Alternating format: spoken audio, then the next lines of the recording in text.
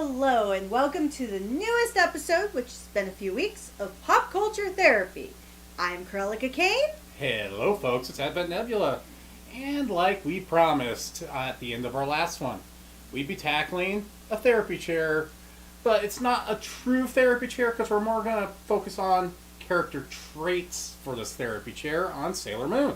Yes, we're going to take the 5 main senshi. So it'll be Moon, Mercury, Mars, Jupiter, and Venus. Maybe someday we'll tackle the outer senshi. We could also throw Tuxedo Mask in here as well. Yeah, we could take pity on Tuxedo Mask because he doesn't get enough love. No. But yeah, we can look at him as well. Now, the one thing that I will highlight is we're going to look at the original anime adaptation of character traits and then intersect manga/crystal traits. Only because for some of the characters, they're almost night and day of what they were in one incarnation versus the other. Yeah, there's been, a little bit of confusion among fans that have just gone to the anime and then go to the manga. Usagi isn't really that much different, but the other 4 have some night and day discrepancies between each other. Especially when you get to like Mars. Yeah. Mars is incredibly different between them. And so that's why we want to kind of look at the character traits, because in pop culture in general, character traits are an important means to identifying with a character and almost having that chance where you can live vicariously through someone. It allows you to connect with the characters better too, especially on series that run long like Sailor Moon did. They needed to have specific character traits that fans could latch onto.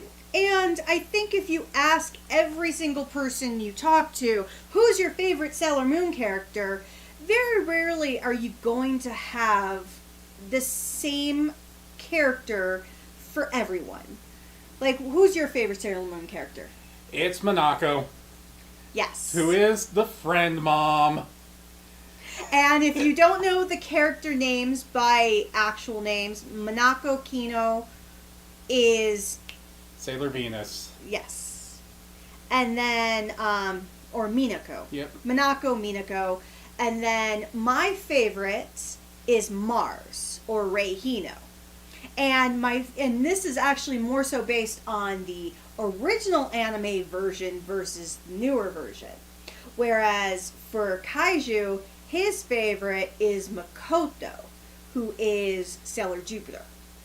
And then Silver Quill is Mercury, Ami Mizuno. With Ami being basically the true introvert in both incarnations. She is. I will say there are certain differentiations, but let's start with the main titular character of Sailor Moon herself, Usagi Tsukino. When I first saw Sailor Moon, admittedly, her name was Serena because I watched the original English dub. But for Usagi, she really is, like you said, pretty standard across the board no matter which incarnation. She's ditzy. Crybaby.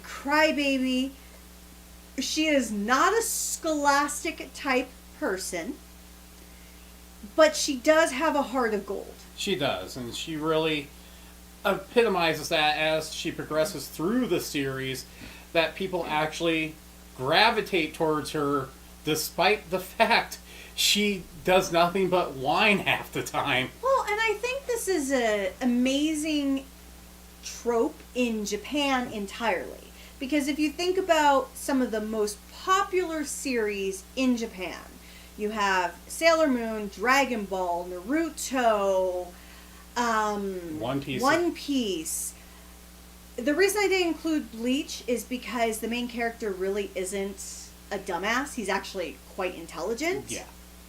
But for all the other series, the main character has a heart of gold, which is pretty standard for most of them, unless you look at Death Note. Or Hokuto no Ken, Fist of the North Star.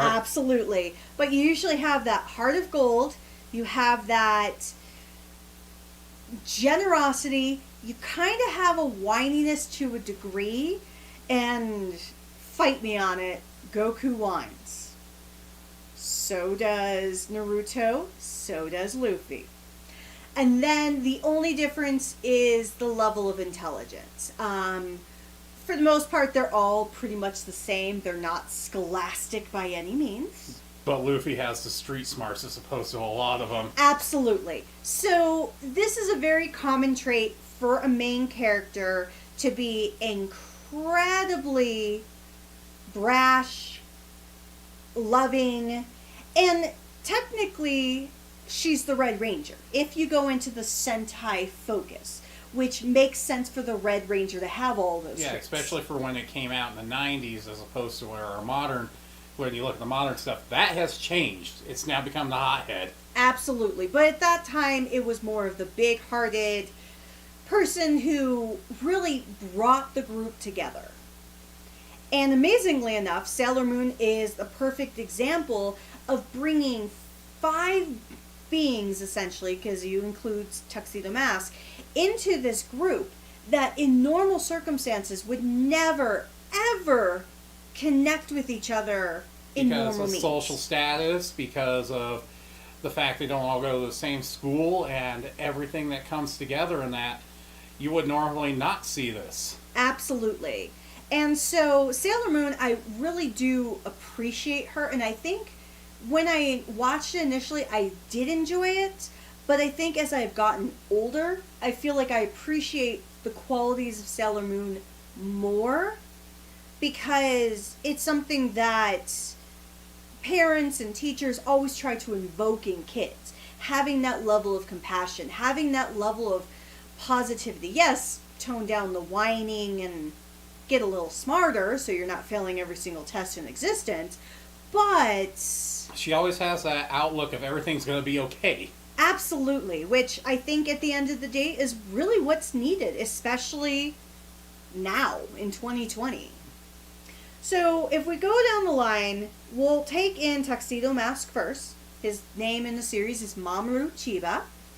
And in the original English dub, his name was Darien. I am so glad I forgot most of the old English dub. I don't remember all of them. Yeah. I just remember a few of them. But the reason I remember Darien and Serena is because they were the main characters, so you always heard it. But Mamoru, he is a perfect example of being very different in both incarnations. Oh yeah, his incarnation in the series vastly, vastly different than it is in the manga. But you still have the same start out point with their character traits at the same time. Absolutely. So the most prevalent difference between him is really the age. So Sailor Moon and the core Senshi are all 14 in the beginning of the series. In the manga, Mamoru is about 17. He's getting ready to do his college entrance exams. Yes, so he's going into his 3rd year of high school. In the anime, the original anime, they actually made him about 19. Yeah, he was already a university student. Correct. So he was already in college, so the reason why I mention that, as you've experienced watching both as well, is the maturity level. So in high school, you're still going to have some levels of immaturity, even though you're mature, so to speak. But when you're in college, the expectation is that you're already a pseudo-adult. Yeah. You already live with that maturity, that responsibility, which is something that he really does demonstrate. Especially with the way he teases Usagi. There's a vast difference between the two ways he does it. So, technically, Mamoru, for lack of a better way of putting it, is a dick. He's very intelligent, very good-looking, very charismatic. Basically, everything girls or guys look for in a man, he is. And so, he knows this. And he flaunts it. He is not shy. He is not afraid to speak his mind. he'll tell it as it is, especially in the first episode when he sees Usagi's English exam. Oh, yes. He will say what he thinks and what he feels. And while you appreciate that, because he is almost oil to water with Usagi, and which is really how I like the beginnings of the relationship, because while everyone knows they come together because everyone knows the story of Sailor Moon, even if you've never seen it, it's not that instantaneous love affair.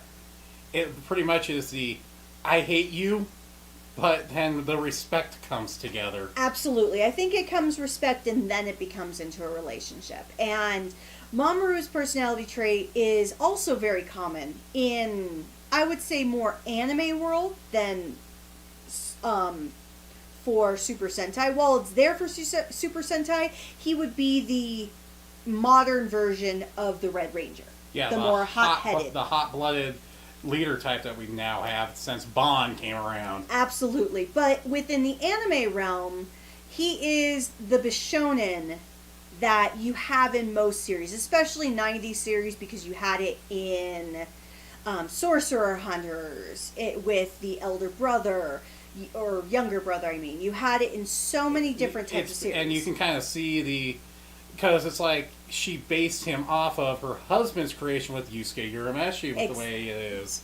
Well, and that makes sense, because Yusuke from Yu Yu Hakusho, he is actually infinitesimally intelligent. He just doesn't apply himself. And he's hot-headed, hot-blooded. Absolutely. I think the only difference is the level of charisma, but it's also a different art style. Uh-huh. Because obviously Sailor Moon is shoujo oriented, so the girls take center stage, whereas Yu Yu Hakusho is more shonen, so obviously the males take center stage. Yeah, and if you watch Sailor Moon and Yu Yu Hakusho, you can tell the two authors bounced ideas off each other being married. Oh, absolutely. I mean, that's very common with a lot of relationships between mangakas. They are always very good about doing that. So it's very important with Tuxedo Mask or Mamoru because he is an important, I would say, driving force for the series. And he's kind of a linchpin that holds everybody together at times. Absolutely, because his level of maturity and responsibility, which I don't want to spoil everything about the characters, there's other things that come into why he has that, same with Usagi, why she is so crybaby-ish. Especially for those that haven't read the manga. Or haven't seen the anime series, because there's so many family-oriented things or background things that come up in the series that you don't see normally. Yeah. So, let's go with the first senshi that comes into play. Admittedly, one of my least favorite senshi, mainly because it's very apparent how many qualities match, I think, anyone who has mental illness. And that's Ami Mizuno, or Sailor Mercury. And it's not a bad thing. Ami is a great character, but because she has such levels of depression and anxiety, anyone who also has that can sometimes feel a little uncomfortable. Yeah, and her character's drives between both the manga and the anime is very different on why she is the way she is. But for one aspect of it being her family can pretty much sum up a lot of the reasons the way she is. Because she is forced into cram school. She is forced to be this perfect grade student. And then on the flip side, she comes from a broken home. This is the alternate version. And she also gets bullied a lot because she is so incredibly intelligent. So you have a flip side of expectations. No matter who they're from, when you're at a defining age and you already have any kind of issues, and this is not to say mental illness is a bad thing, everyone has it to a certain degree. It's all about how you manage it. And Ami, when you first meet her in both versions, she does not manage it very well. She doesn't even understand how to handle her depression and her anxiety. And she is very good at demonstrating. I think this is why I had a hard time with her at first, is because she demonstrated what most people do, and that's avoidance. Yeah, she locked herself into her own shell. It really took Asagi and the others to break her out of the shell slowly. And the important thing about her character trait is, yes, we're looking at the depression and anxiety, but admittedly, even to this day, not a lot of series will highlight any kind of mental illness and put it center stage, because she is incredibly intelligent. She's a great asset to the team, but she underestimates herself and takes herself for granted. And she's extremely introverted because of her background. And once you get to understand her background, you understand why she's so introverted in both the manga, Crystal, and the anime version, because there's a different reason for both sides of that. And I think this is the only time I'm really going to bring up the live action, but this is a great example for why the live action Sailor Moon series had her turn into a villain for a period of time, because the Dark Kingdom took advantage of her, knowing what her weaknesses were, took advantage of it and empowered her in different ways. So Ami, and admittedly I can understand why so many people do love Ami, because she is a perfect example of a real character. Yeah. She is not simply just a hyper-focused realization of a random character. She really is exactly what you expect for a person walking down the streets. Yeah, this would be a person you could run into in anywhere, any place, no matter the culture, because it's so prevalent. Absolutely. And then next is my favorite character, Rei Hino. And in the original dub for America, Ami was still Amy and Rei was still Rei. They didn't change their names at all. But why I really enjoy Rei is, as I mentioned, it was the original anime versus Crystal, or the manga. So in the original anime, Rei is she is basically the exact opposite of Usagi. So if you take Usagi, flip a switch, you have Rei. They still have compassion and love. It's not hateful or anything. But where Usagi is a crybaby, Rei will just get fired up, and she will passionately tell you what she thinks and put herself out there. She's basically what the 90s has their Black Ranger, the hothead. Absolutely. That's a great example. In the 90s Tokusatsu Sentai, Rei would be that Black Ranger who was almost like the person that you always relied on. Not the mom or the dad of the group, but the person you relied on. The person who would always run in and fight your battles no matter what was going on. They had no problem doing things themselves if they could rely on the team. Absolutely, which is exactly what Rei has done multiple times throughout the series. That she even fought Usagi for the role of leader. And she did that because she did not have faith, which is something that I really appreciate in a character like that, of you're not taking this seriously, you're not coming out responsible enough, you're not trying hard enough. She is that person who would be the cheerleader, but rather than having pom-poms, she would just punch you in the face. Yeah. She's basically the, if you want my respect, you gotta prove it to me character. Absolutely. Where the manga and Crystal version, she still has that aspect to her, but she's so much more of an independent character because characters that are in the original anime aren't in the manga in there at all. Well, and that's really why I think she develops so much more, because in the manga, you don't see her love interest, you don't see her grandfather, and I feel like that's such a driving force to how her character is. You see her grandfather once in the manga, but it was for a split-second thing, and he's so much different than he was in the original anime. Yeah. In the original anime, her grandfather is a Shinto priest, but he's a perv.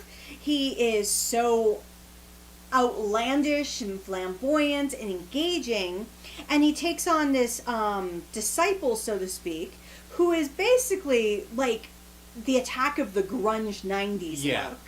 And so Rei is trying to manage her grandfather, keep him within the realm of his responsibility, but also being also responsible for everything going on as a senshi. Where the manga and Crystal version, we only get that she's going to be taking over the shrine and she wants to make sure those responsibilities stay intact. Absolutely, which is great. That's important as a character trait, but it's so one-dimensional versus where in the anime, she was a very three-dimensional character. Yeah, she's probably got the most flipped the difference between the two versions. Absolutely. Then our next, this is Kaiju's favorite character, which still makes me question because of the character traits. Makoto Kino. The tomboy. The tomboy of the group, who's Sailor Jupiter. And I guess the funniest character trait, even from the new voice actor who plays her in America, is thirsty. Yeah. Oh, yeah. So, obviously, if you're of a certain age, either too young or too old, you don't know what that means, she's boy crazy. And that makes sense, obviously, at that age for girls. Boy, girl crazy. I want to keep it open because even during my era, people liked who they liked. But she is very crazy about boys. Of every single conversation she could have, she could find an attribute in a guy that she had a crush on previously. And it's hilarious. But she's also such a character that she's strong. She will literally become the sword and shield for you. She has no problem talking with her fists either if somebody ends up doing something that she does not like. Which is one of the things I really liked more so in the manga and Crystal than in the original anime. Because in the original anime, while she was willing to put up a fight, it was in Crystal which is based on the manga, which she actually truly fought. Yeah. And it was so funny because Usagi, because being grandiose and flamboyant herself in a way, she's like, that is so cool. Because Makoto is so caring about everyone. And yes, I know we've talked about all the characters having an element of caring, but she does it because she's that protector, that warrior. And she ends up being that one that just takes Usagi under her wing in both versions. It's like, I have to protect this one because she's so innocent. Absolutely. Which in the original, if we looked at 90s tokusatsu, technically this is the trait for more of the Blue Ranger. Where Ami is technically the Blue Ranger of the group, she is more of the 90s green. Or pink. Or pink. She takes on more of the feminine role of the tokusatsu team for Sentai, whereas Makoto, or Jupiter, is the Blue Ranger. Because the Blue Ranger on those teams is the one that is so protective, that is so responsible, that is, and now obviously you have silly versions, but typically they are the responsible ones. Yeah. And then now, the friend mom, which makes me laugh because she kind of is, in a very, very toxic and scary manner because she has issues. Minako Aino, who is Venus. Who, being my favorite character at times, it's like, she shares some of the same traits with Usagi because she is dim-witted at times as well in both versions, but at the same time, she's that one that is the most loyal and protective of everybody. And it makes sense for their character when you find out she was basically put together as a Kagemusha for Usagi.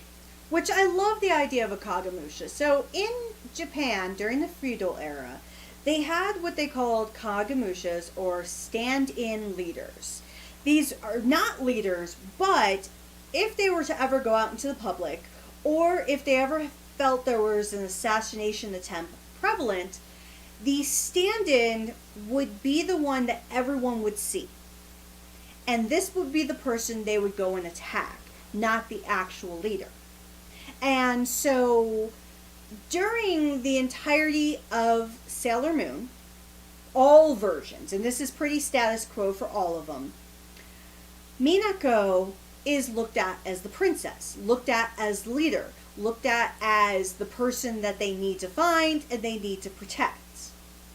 Which is, I think, one of the reasons why you like her so much is because she is that, I kind of think in like a Fate world, she's that trump card of the sword, or the Fate characters like Archer, before they even actually get to the person themselves. And she's also one of those characters. I also have a real fondness for her personality as well, because she has that way of expressing herself extremely bluntly, with not even giving a care what everybody else is going to think when it comes out of her mouth. She is a great asset for being the team's... She is almost the team's leader. While Sailor Moon is technically the leader, she is the second in command.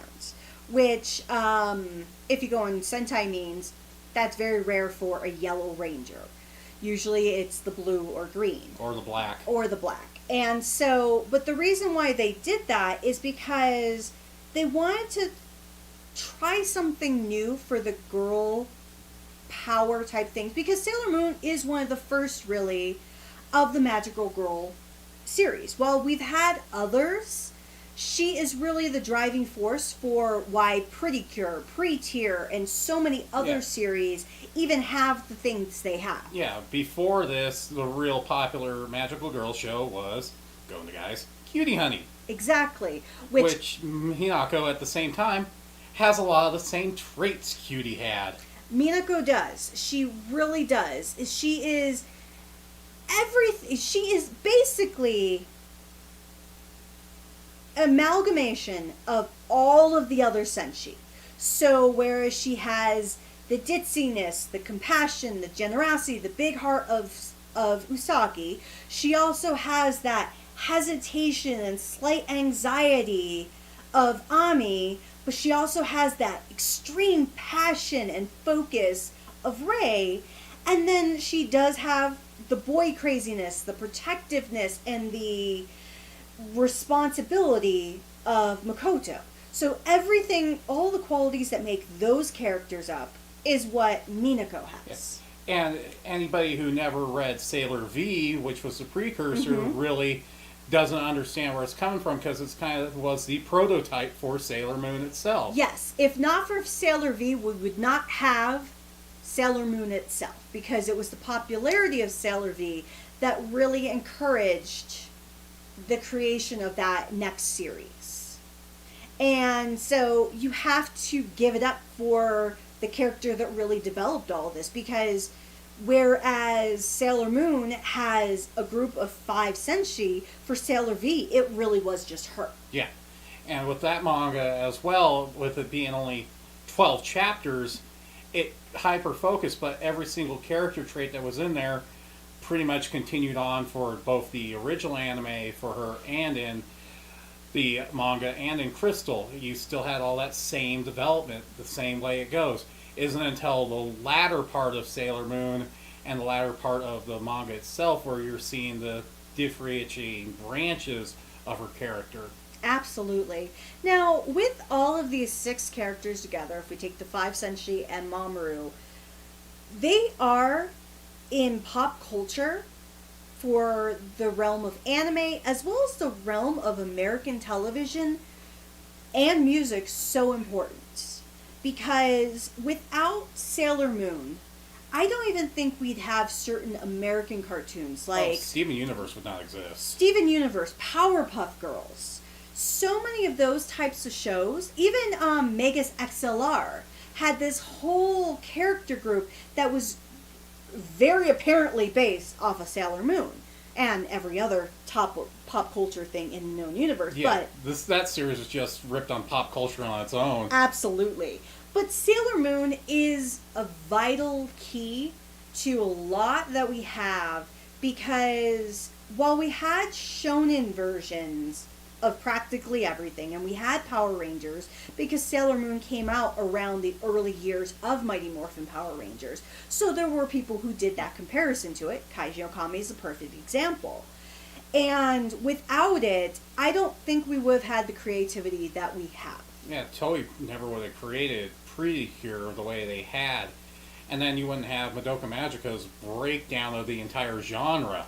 Absolutely. So, if you've never had a chance to watch what I think is one of the progenitors of the magical girl genre that really helped push it forward, you need to check out Sailor Moon. And in my personal recommendation, if you do check it out, I actually recommend going with the original anime versus the manga or Crystal. While they're both good, I think comparatively, the original anime is so much more robust and you get a great deal more character development. Yeah. I would recommend it as well, going with the original, then dive into the manga and Crystal. You'll find what you like in both of them, but you're going to have more of appreciation for the manga and Crystal if you actually watch the original 200 episode series first. Absolutely, because that's where you're really going to see the driving force of character development. While there's development for characters within the original manga, we'll have to go on a different podcast of why the manga is the way it is, but please do check out the original anime, and if you have watched it before, who's your favorite scout? Is it one of the main senshi, or is it one of the outer senshi? Which we will later on do the outer senshi, but we want you guys to kind of hear this podcast first because we'll be going to spoiler territory to talk about the latter ones. We will, especially if we do the outer senshi and then the Starlights at some point, because they have a lot of spoilers, because you need to know about the core team before you can even get into anyone else. Well, not only just the Starlights, but the Galactic ones as well. Absolutely. There's a lot to go into. But hopefully you enjoyed this podcast. Hopefully you learned something you didn't know about any of the Sailor Scouts or Sailor Senshi. It depends on which version you started your life with. And until next time, bye! See you later, folks.